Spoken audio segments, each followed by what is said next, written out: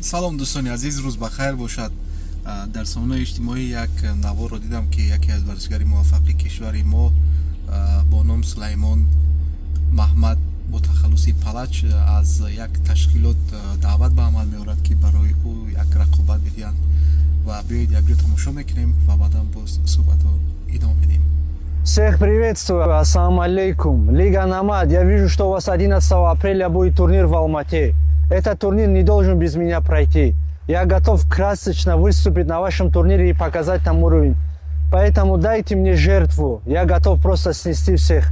Поэтому Лига Намад, за мной следят очень много фанатов, мои братья с Таджикистана и с Армении. Я очень сильно готов, поэтому жду контракта.